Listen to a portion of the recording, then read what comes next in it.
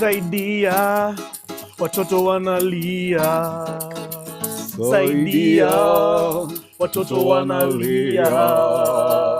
Georgine Peko Bole, Georgine Peko Bole, Georgine Peko Bole. Georgine Peko Bole, Georgine Peko Bole, Georgine Peko Bole. Na unasema toka hapa sina, toka hapa sina, toka hapa sina.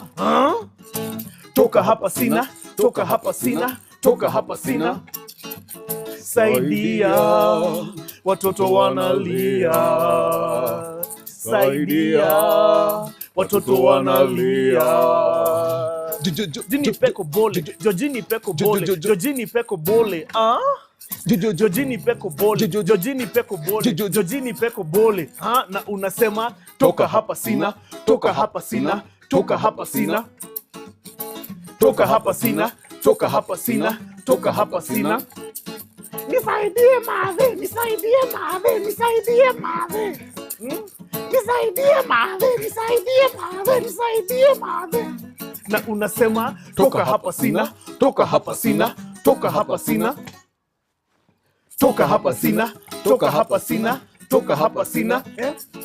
Utanunua glue, utanunua glue, utanunua glue. Utanunua glue, utanunua glue, unanunua glue. So unasema toka hapa sina, toka hapa sina, toka hapa sina. Toka hapa sina, toka hapa sina, toka hapa sina. Pia mandazi, mandazi, mandazi. Mandazi, mandazi, mandazi. Mia mandazi, mandazi. Georgine Peko Bole, Georgine Peko Bole, Georgine Peko Bole. Georgine Peko Bole, Georgine Peko Bole, Georgine Peko Bole.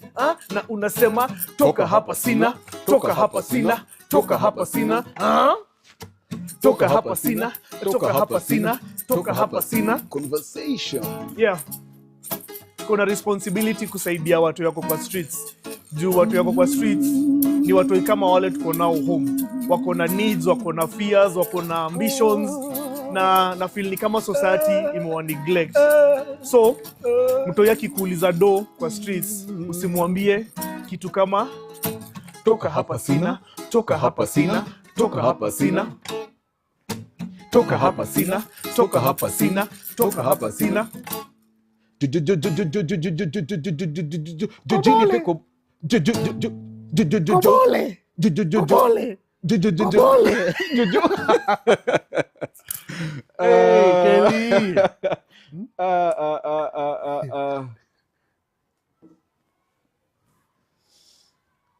What pushes a child to call streets home? What pushes a child to call streets home? Welcome to Mental Wednesdays, a space where we discuss issues that affect our mental wellness. Yeah. Kelly, thank you for the music. It was okay. So this month we've been focusing on people that have been abandoned by society. We started off by old people. We came to last episode we were talking about I've forgotten what we were talking about, but we are continuing. We are continuing with the theme of we were looking at people that have been neglected in the prisons. Yeah, and prisons. Old people, prisons, and today we are focusing on street child. Street children. So viewers, back in 2017, by the way, for information, Mbugus, known as Mbugus Aaron Mbogwa, partnered with an organization that works with street children, and his main focus was on mentoring street children through rugby. Yeah, so they partnered and they did a wonderful thing of which Mbugus will get to share with us. Yeah, so this. So I welcome you, first of all, Thank to you, the Kelly. show. Thank you, And Kelly. I welcome you, viewers, to this great show. Yeah, welcome, viewers. Uh-huh. So, Kelly, a former player that I had coached reached out to me with an idea. He said, we want to engage street children, and the only meaningful way we can engage them is through sports, because that's the easiest. Yeah. They love football. So they told me, can you engage these boys using rugby? And I was like, it's difficult, but I'll try, because rugby is a contact sport. Like, you need to be well conditioned to play. So we started off by meeting in Central Park. In Central Park, so we would meet like thrice a week and play rugby. And surprisingly, it's a game they came to love.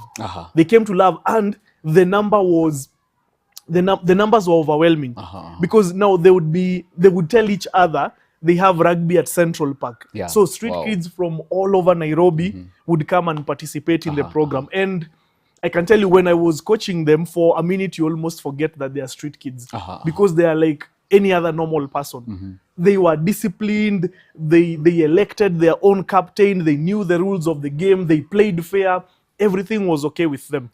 Yeah, so it was a very, very good experience. Actually, a highlight of the program was attending a tournament. Wow. We attended a tournament, even though we didn't win any game, like it was an achievement from the streets to playing like organized sports.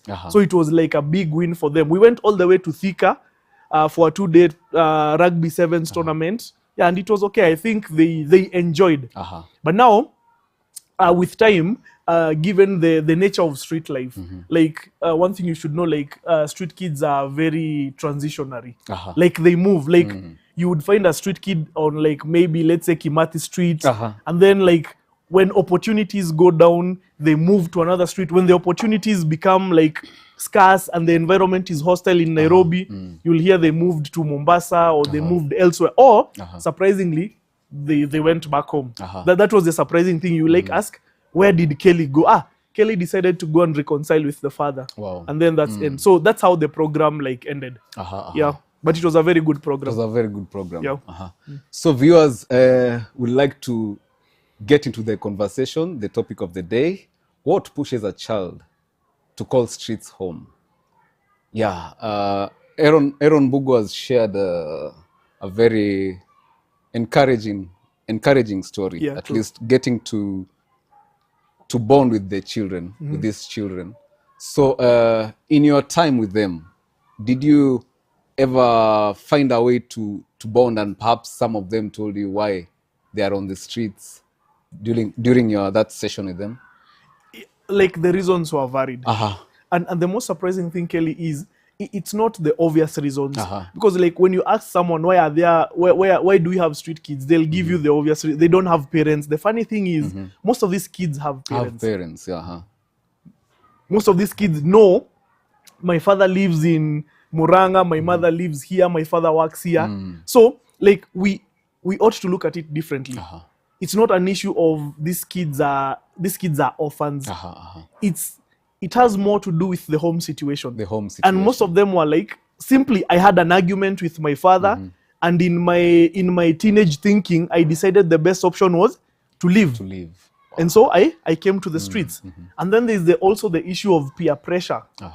Peer pressure. So Kelly is my best friend. Kelly has decided to go live in the streets. I go and join him. And then now you find a way to survive in the streets. So it's not like the obvious reasons that they were chased from home, or they don't have parents. They actually have parents. You know, but at times the situation at home is not conducive. So they'd rather take their chances with the streets. Yeah. Wow. So like, any other reasons apart from the ones that you've just mentioned? So there's the because we look at the hostel environment, home environment, and then now there's the peer pressure. Like, let's go to the streets. And then there's at times young people have a sense of freedom. They want to do what they want to do. You know, most of them don't want to go to school. They don't want to be given rules. So in the streets, you get to do what you want to do. And so in pursuit of this freedom, or false sense of freedom or independence, some of them go to the streets. Understand? But I think the greatest contributor was the home environment. Either your parent has remarried and your stepmom is not kind to you. The other one is things are not going well at home. There are no opportunities. There's no food. So you say like, let me go fend for myself. And there are other kids that have dreams. Like most of the street kids, like a good number of them come from outside Nairobi. They're like, they had Nairobi, there are opportunities, there are jobs. So actually one of my friends told me like, they used to live in, I think in Western, somewhere in Western. And he was just like a young man and he was looking at the situation at home and he was like, I can't survive here. So he decided to fill these lorries with sand, get paid, book a ticket to Nairobi. And now he's actually married with 2 kids. Wow. No, but he came as a street kid first. With the street life, you figure out, you know, like there's a some sort of progression. Like even the street has its way of promoting its loyal people. Like you can start out as a street kid, then you notice like, I can make a living carrying things for people. I can make a living. You see these people collecting garbage, going to recycling places. Yeah, and then there's this like the matatu thing, like calling passengers to matatus. After that, you become a conductor. After that, you become a driver. And there are so many people who began like that, but their life began on the streets. And for those that you have come in contact with, you have mentored, have they told you that my dad was looking for me in the streets? Yeah, one of the things, Kelly, we have to understand is even if you're a bad parent, you care about your kid. You wouldn't want to see your kid suffering. But now parents are limited. If a kid comes from Muranga and he comes to the streets of Nairobi, it's very difficult. Because one of the challenges we had was we had to make solid plans. Because most of these kids don't have phones. And if they have phones... No, you're talking to the thing you had. Yeah. I'm saying generally, a lot of people living in the streets don't have phones. You understand? So you had to make concrete plans. Like on Monday, give them the whole schedule for the week. Because you're talking about the coaching now. The coaching aspect. And I'm saying like generally, when you're making plans with a street kid, you say we will meet at the Tomboya Monument Friday afternoon. You know, the kid doesn't have a watch, doesn't know what time is afternoon. You get? Yeah, so I'm thinking, Kelly, to answer your question, to go back to the question, it's very difficult. It's very difficult for a parent to trace a kid. Like Nairobi is big, where these street kids hide, you can't even know. Understand? And does it tell you the magnitude of the situation? Because back then, we lived as a community. It was very difficult. Like any person you meet is your parent. Yeah, true. And will ask you, why are you not at home? He'll ask you some basic questions. Yeah. But now with the newer generation, that thing tends to fade. It's like people are living separate lives. And even now it becomes, even if it's stressing, it becomes very difficult. Because initially, actually you could be traced easily because everyone cares for you. Everyone cares for you in the street. Yeah. How do you relate that to the situation, the problem, the topic you're discussing of why they in the first place? Why are they in the streets? You know, here's the thing. I don't know whether I've understood the question. The question is, like, why aren't we responsible for the kids and ask them why? Yeah. Like now in our generation, why are we not? Where did that hunger to see another child prosper or to know the way about the well-being of that child? Where did it go? Clearly, I guess it comes from a mindset that these kids on the streets have done something wrong to be there. Like they stole, they ran away from home. But we need to understand. Like, let me give you a challenge. Like, viewers, let me give you a challenge. Just ask a street kid why they are there. They'll give you a reason that will blow you away. They'll tell you, like, my mom sent me to the shop with 200 and I bought sweets. So because I didn't want to be beaten, I decided to live on the streets. Wow.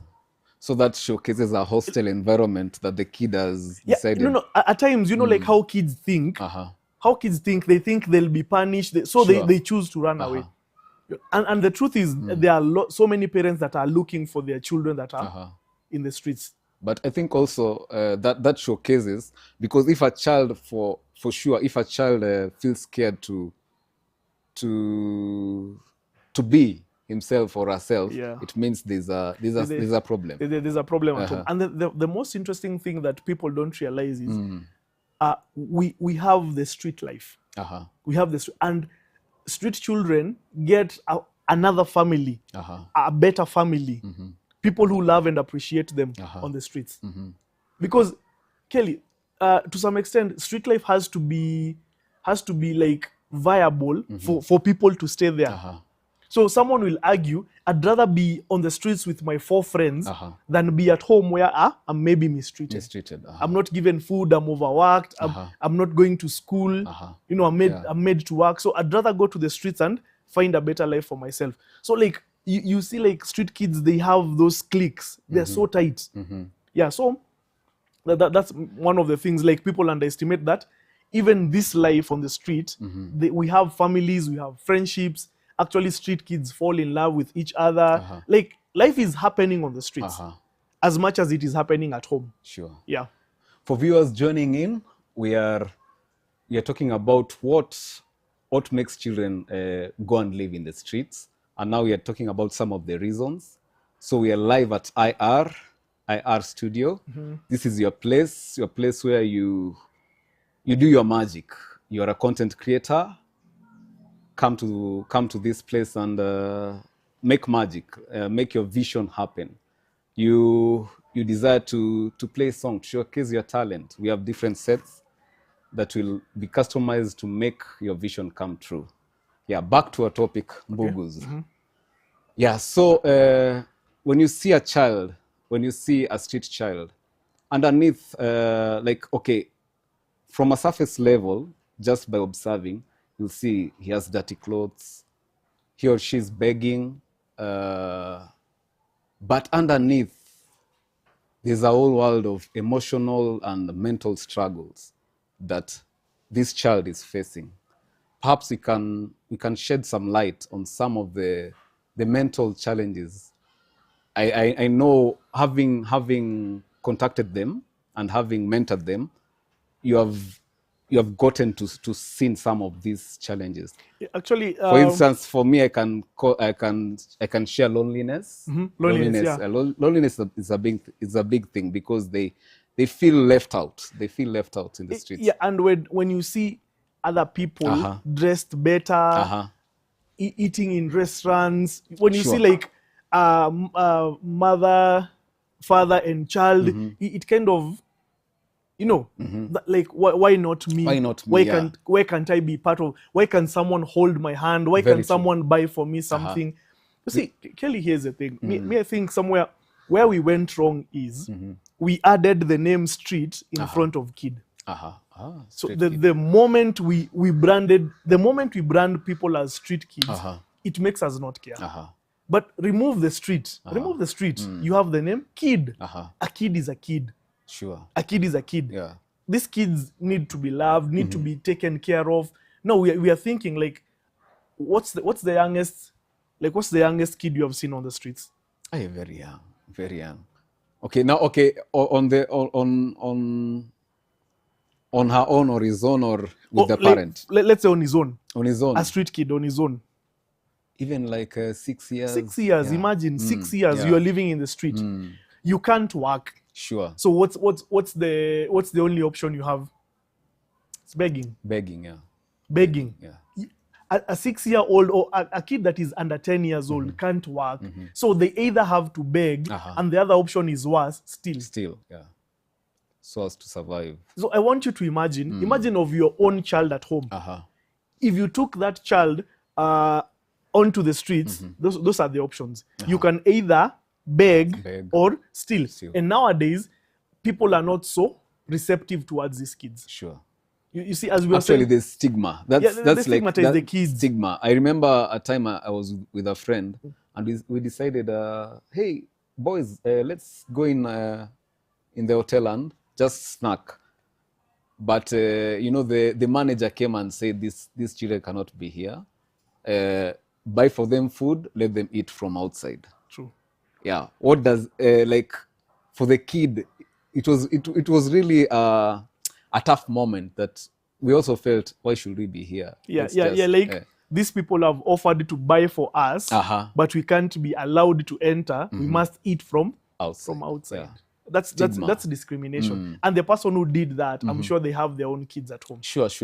So I think, Kelly, like when tackling the problem, let's just call them kids. Let's just call them children. Let's remove the word street children, because when we say street children, we think they don't deserve care, they don't deserve love. They just deserve hardships. Kelly, there are a lot of ladies on the streets. We have like female children on the streets. Kelly, they are concerned. They're concerned about their health. They're concerned about their safety, because a lot of things happen on the street. Sure. And most of the boys that I dealt with had one primary concern. I don't want to be arrested.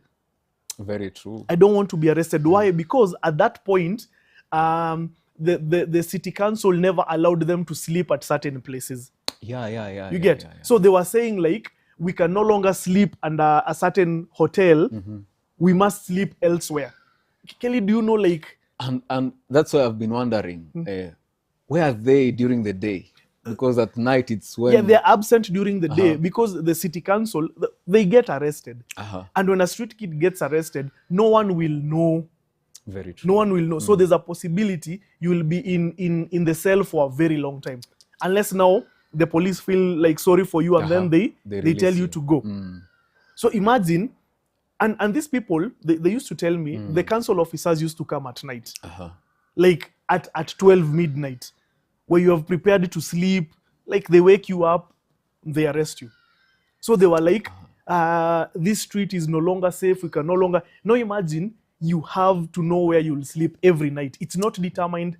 And it also means that you lack that quality sleep because you are on the run. During the day, you must not be seen. Yeah. At night, maybe when you have to be seen and also you have to rest, it's another thing also. Kelly, these street kids cannot dream. Street kids, they sleep on pavements. Like I've seen like coming here, because I come here like early in the morning. Like I see like on the bypass, the tunnels. Yeah. Someone has like it's a very small space. Like if you turn, you're on the road, and like the cars will run over you. Yeah. Some sleep Very under risky. bridges. Like you see how like there's an overpass and there's a space between where the beams are supporting the road. They sleep places like those. And keep in mind you have not eaten, so you need to look for food. You need to look for a place to sleep. And the funny thing is, street kids are also territorial. Like street kids from Kimathi Street cannot sleep in Tomboya Street because the street kids in Tomboya streets are sleeping there. There's territory. Like, there's territory. Like you can't just say I'll sleep anywhere. Like these kids, like they form gangs. Like you cannot be borrowing in a certain area because we'll be the ones borrowing in a certain area. Like Kelly, it's a different world of its own. I can just see the safety concerns there. I can see depression. Because, Kelly, let's ask ourselves, these kids get sick. When a street kid gets malaria, what do they do? Yeah, because when they get cold, fever, what do they do? Yeah, because I've seen many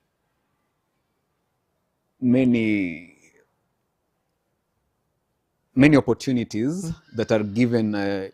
You'll hear elderly people, let's meet at a certain place. This organization is sponsoring a health clinic, but actually many times I've not seen that for like the street children. Yeah, and talking about that, I'm just wondering, how do they cope with the situation of illness? Like how, like their health, their physical health, Kelly. I've seen like street girls that are pregnant. Where do they give birth? Very true. Do they go to the clinic? How do they support the child given the situations? Like it's a very difficult life. Yeah, that's another emotional and mental struggle, because we have very young girls True. who some of them are recruited into into various things, like it's say prostitution. True. Just to make ends meet. And some of them are vulnerable, because on the street anyone can just come and collect you and pick you. See, that's the thing. That's the thing. And I've often challenged myself. One day when I've built enough resilience, I will spend maybe like a week with these children, so that you understand. Because unless you do that, Kelly, you will never understand what sleeping on a pavement means. You know, you sleep and you have to wake up before normal people come, because the city council will come and chase you away. Understand? So I'm thinking, Kelly, you like the mind of a street kid is no one cares about me. Yeah. No one is here to look after me. So it's all up to me. And that's sometimes manifest in their behavior. You can feel there's some who are very aggressive. The violence is the end result of this. Like it's me against the world. They are protecting themselves. Yeah, if you're not giving me, if I beg and you're not giving me, then I'll have to steal. There's no option. Understand? And at times those kids, I don't know. And we justify that if we give them money, they will buy glue or drugs. But I believe that even if this child knows food is more important than drugs. Understand? Yeah. So at times they knock on your window, you roll up your window. Sure. You know, you say you don't have, and they only ask you for 10 shillings. And in the mind of that kid, they're like, I only need 10 people to give me 10 shillings each. And I have my supper, I have my lunch, my breakfast. I can feed my friends. Sure. Understand? Yeah, actually, Kelly, it's something we need to look into. Yeah. Viewers that are joining in now, we are looking at the various mental and emotional struggles that street kids face. And at this point, Mbugu's, what actions can we look at least as a society? How can we help improve the situation? First of all, to treat these kids with dignity and also support them. I believe it begins with what we spoke about last time. Like, we must change our attitude. See, like we said, we must change our attitude towards old people. Old people, yeah. We must change our attitude towards prisoners. And we must have a completely mental shift when it comes to street children. We have to think about them. If we don't think about them, Kelly, here's the thing. As we were talking before the show, you were telling me reforming these kids. You know, in our thinking, and I've seen this even in social media and places, we think that if we give you a house, we have solved all your problems. Sure. Understand? So a lot of our thinking is give those street children somewhere to live. Yeah. Give them food. Let me ask you, do you think food is the greatest need of this child? This child needs food to survive. Sure. But what about the mentality? What about the mentality? Yeah. And you are telling me a situation whereby you can, the story you are giving me in the morning, you can take a kid, like the common saying, you can take a kid from the streets, but you can never take the streets out of that kid. Kelly, it is a very long process. Most of us are not willing to undertake. Reforming a single street kid, convincing him that there's a better life. And how's the reforming situation in Kenya? Because, there are people who have that calling that are coming out to stand with those kids. They have a genuine calling. And also, of course, we have people that are using it as an opportunity to better themselves. Yeah, true.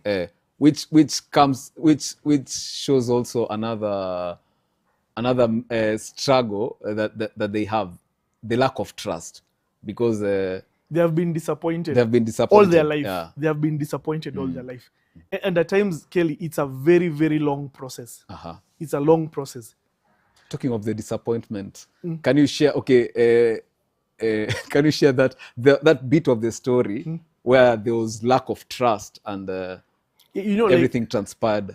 these street kids, they understand how things go. Uh-huh. So they in their mind, they are like, this person is using me to get resources which are not coming to me. They're not benefiting. We're the not kid. benefiting, but this person is taking pictures. This person is running a program and going and saying, I'm helping these street kids. So he's receiving money which is not getting to the street kid. And this is met with a lot of aggression. This is that's why most of these programs backfire.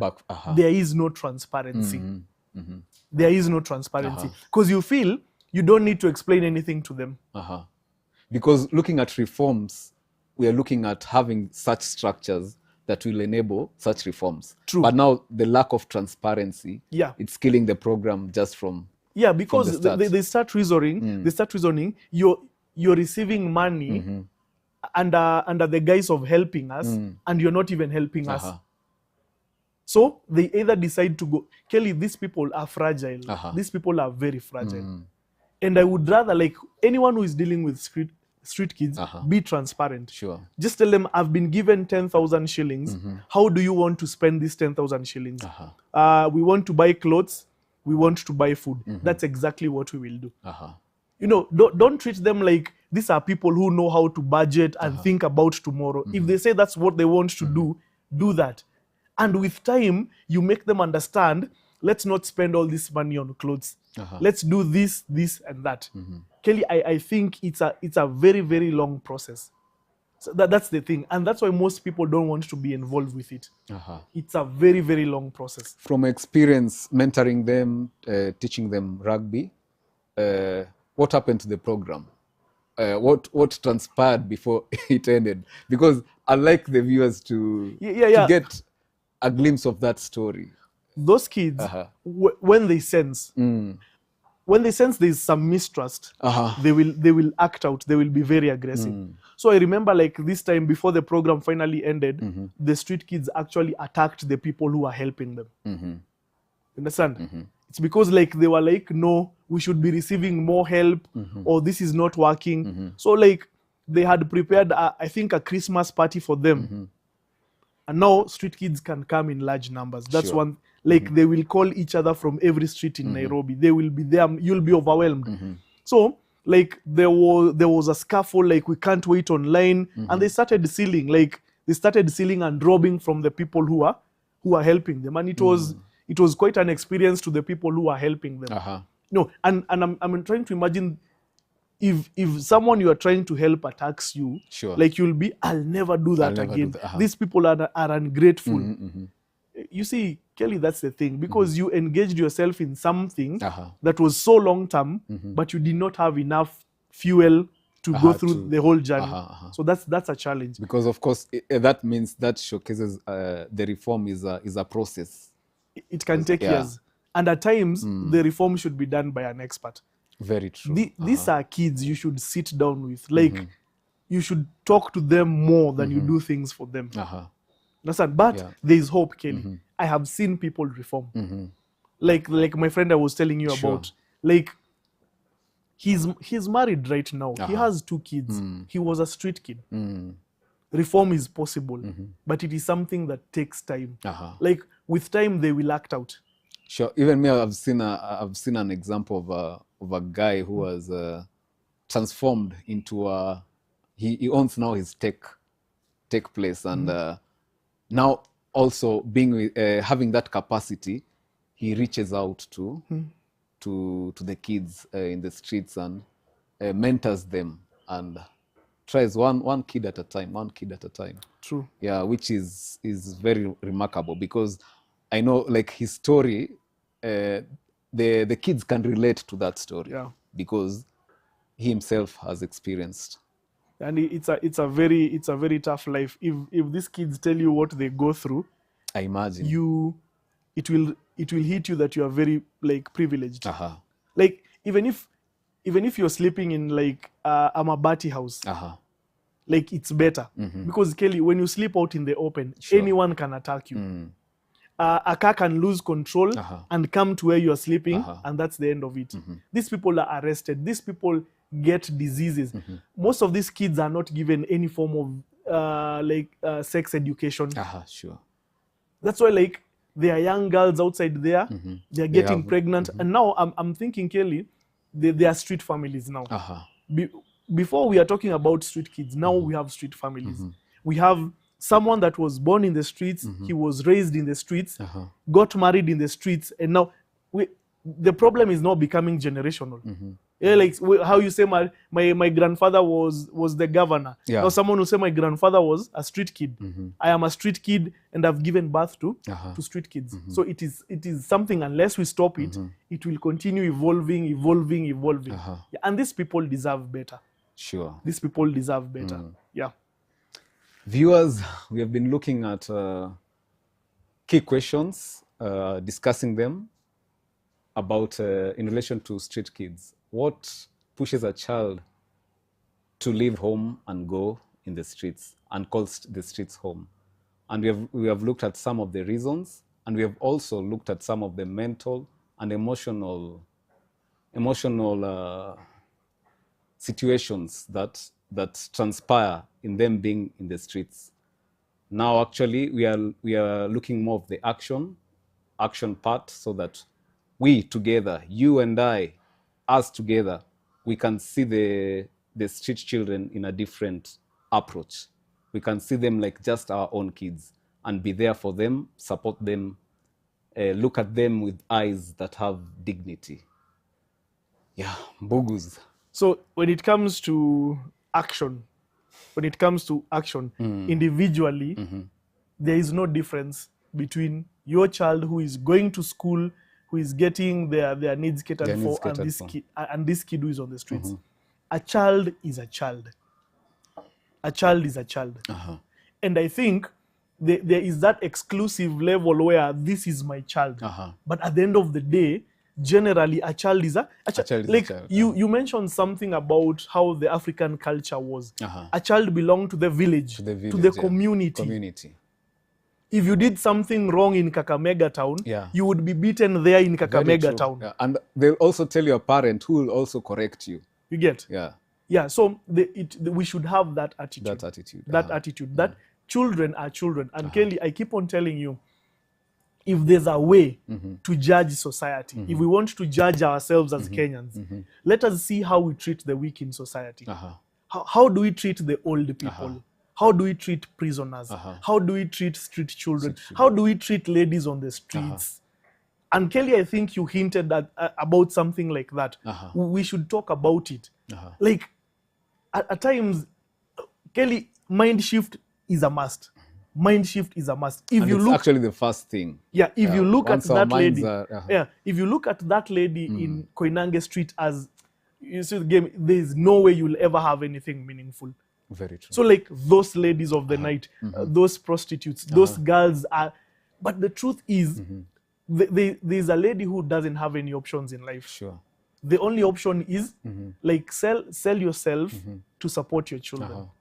You understand? We need to understand their background. We need to understand a lot of things. And Kelly, let me ask you, you would be surprised that 90% of the girls on the streets, like, suffered some sort of heartbreak. They are there because of their mental state was not well taken care of. Understand? Yeah. So I think when it comes to individually, challenge yourself. Look at this street child as your child at home. If children are children, let children be children. Sure. If children have a right to be taken care of, that street kid has a right to be taken. Children should not be exploited. Those laws do not apply to our kids at home. They apply to even street children. Sure. So the first hurdle, Kelly, change your mindset. And we will know whether your mindset has changed. Omar, you will know whether your mindset has changed when tomorrow that kid tells you, buy me something. Buy me something. You get? Yeah. So if you tell them you don't have, that's you're just the same, and this thing will continue. Will continue. Kelly, I might not take full responsibility of a street child, but here's something I can do. Like the lady who sells tea there, I can tell her, here's the thing. This is 1,000 shillings. Sure. This kid can come and have whatever he has. Very true. Whatever they want. Like, This 1,000 shillings is breakfast for the whole month. You have helped. Now, God will bring along someone who will say, this is lunch for the kid. Wow. This is, and then eventually someone will say, I'll educate this kid. You understand? Yeah, So a process. That's a process. So Kelly, let me ask you, if a kid borrows money, like, how will you react? You know, how will you react? That's the first test. Yeah. Each and every person has to change their attitude towards these street children. Remove the street and all you have is The children. child. Yeah, children. Children. Yeah. So that on a personal level, like, let's be practical. You can't help them, you can't educate them, you can't clothe them. The thing is, change your attitude towards them. When your child at home says, Mom, I want this, you go over and above to get them. You know, Sure. you know what? I wish we would one day just take a street kid. They're like, when was the last time you ate chicken? Like, I don't know what chicken. Come here, eat the full one. Very true. And Kelly, let me tell you something. I've ever done that. I've ever done that. Wow. And that kid did not eat the whole chicken. That kid said, I am saving, I'll eat half of it and I'll take half to my friend. Wow. Understand? Wow. Understand? Wow. That's why they ran away from home, because home there's no such love or concern or care. That care, yeah. Imagine a street kid, as in, like, exhibiting such kind of selflessness. Wow. Like, Wow. I will not finish this. Ama, can I go, before you buy me something, can I go get my friend? Only one. Sure. He's just there around the corner. Come, Yeah. we eat Because together. now they support each other. They That's- support yeah, each other. Yeah. They support each other. Today I get, we share, tomorrow, yeah. And I think that's the culture of humanity. True. That's the real culture of humanity. True. Viewers, are we ready to change our minds? Tomorrow you'll meet a kid in the street. How will you relate to him or her? Yeah. Now this is the moment to take action, to whatever we have discussed, to put it into action. Now, let's talk about IR as we come and wrap up. So, yeah. So, as I told you guys, we are live at IR Studio. And yeah, different sets for you. Yeah, Kelly, as we keep on preaching here, like, we need more podcasts. More podcasts. We need more podcasts. We are so many Kenyans. We need podcasts that address every sort of Sure. topic under the sun. Fitness, we have the space. Sure. So if you are a coach, if you are a fitness instructor, aerobics, Zumba, we have the facilities here. Yeah, facilities, space for you, equipments. Just like our live today is courtesy of IR Studio. Kelly, Yeah. if you are a chef, if you are is it chef or chef? Whichever, and you want to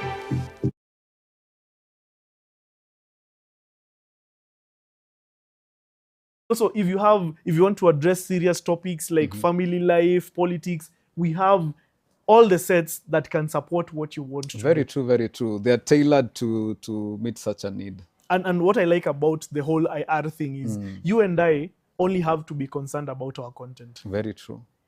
No cameras, no lighting, no lights, like lights out, no anything. It's just content. Content, and you have a Content. team also that supports you, that makes you feel comfortable on the set. Yeah. Like us, we are every day we are growing. Yeah. Yeah, and we are receiving that support. And it's just a lovely support. But the IR studio is located at Westlands, Karuna Close. Please pay us here a visit, and you'll be amazed with everything. So Mbugus, as we wrap up, As we conclude. So there's a challenge we have for you. One, change your attitude. And if you're listening to us and you have a pen or paper, you can even write this on your phone. Just make a commitment. I will change my attitude towards children. We have removed the word street. There's no street kid. You know, I will change my attitude towards children. Yeah. If children deserve to be protected, if children deserve to be protected from exploitation, that's what I'll do. And what a better way to start with children, as we are now, it's like a seed. Yeah. We are planting a seed, and we are nurturing it to create better societies True. for our generations and generations. True. So we change our attitude towards children. Number 2, Kelly, lose the argument. Lose the argument. Do not say, Jojini peko bole. Yeah, you need to lose the argument. Whatever you help them, don't say like these kids are criminals. They are criminals because they need to survive. Don't say these kids are drug addicts. They are drug addicts because they need to cope with the street life. Because actually that's the mental angle, because you can imagine sleeping in the street and everything. You have no one to talk to. You are lonely. You don't know what happened. You feel left behind. And most of them now, it's like they want to numb the situation so that they can use drugs full time. And I can assure you, if I drop you on the streets today, in 2 weeks you'll be using drugs. In 2 weeks you'll be using drugs. If I drop you right now, get away from your office, from your car, if I drop you in the streets, 2 weeks, you'll be mugging people. You will be mugging people. There. Because you need to survive. You need to survive. So number 2, lose the argument. Lose the argument. Number 1, see children as children. Number 2, lose the arguments that make it impossible for us to help them. Sure. When a street kids comes to you, give them that 50 shillings. Whether they'll buy drugs or do whatever you have done your part in helping them. Because they have come to you, give me 20 shillings. Like at times I ask them, is 20 shillings all you want? Do you want to change the amount, or you just want 20 shillings? I want 20 shillings. Or if you have food, just give them. Like I'll buy you lunch and I'll give you that 20 shillings. You understand?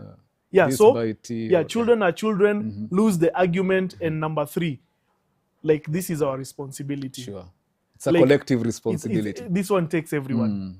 And my plea is to parents, because Kelly, marriages produce street kids. If marriages were better, there will be no streets or the kids on the street. So let's make the family setup a place where kids want to be. Understand? Sure. If home is okay, the street won't have any kids. Very true. Yeah.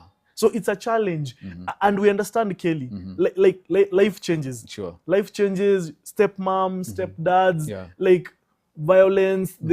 But let's assure our kids that we love our kids. Very true. You don't have to run away from home. Whatever you have done, it can be forgiven. And that calls for that dialogue. What we had earlier discussed, that having time for your kid, because also a kid maybe is having more time with friends, and if maybe one of the friends decides to go out, I say, the person who at least cared for me is out, let me follow.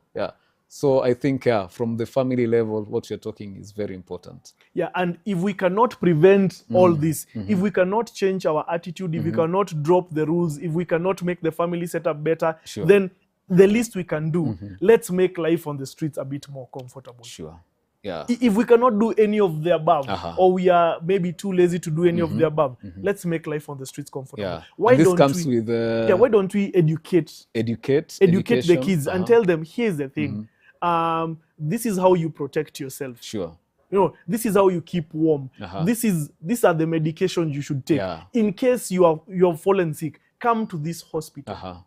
In case you need somewhere to sleep, here is a blanket. Kelly, we can be innovative. You can say, here's the thing. As an innovator, I've designed a bed meant for street kids. And that bed, like you can, when you unfold it, it's a big bed. When you fold it up, you can put it in your pocket. So like that's the role of innovation. And I think that that's the other aspect of it is like allowing the process, because at times it's a process of coming from the streets. It's a very long process. So we just be patient with them. So viewers, we are not leaving you empty-handed. Let's do something as we wrap up. We thank you so much for creating time to be with us. Comment. Please subscribe, share, and we'll appreciate your support. So back then, this is a TBT. Okay. It's a... Sing for us.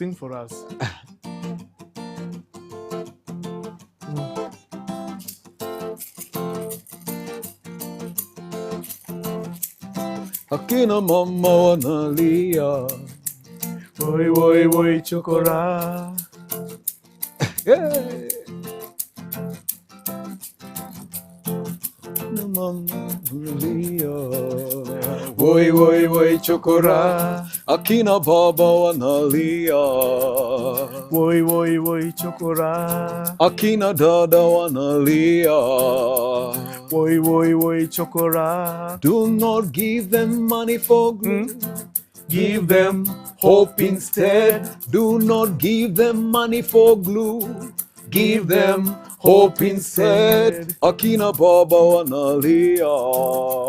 Woi woi woi chokora. Na watu wote wanalia. Woi woi woi chokora. Do not give them money for glue. Give them hope instead. Do not give them money for glue. Give them hope instead. This is a song that was sung way back when we were children. As you can hear, they were championing for hope. Yeah. Yeah. They did not say that you should not give chokora money, but they were looking at the issue of trying to help them, to rehabilitate them, to stop them from numbing themselves. Don't give them money for glue. Give them hope instead. Do not give them money for glue. Give them hope instead.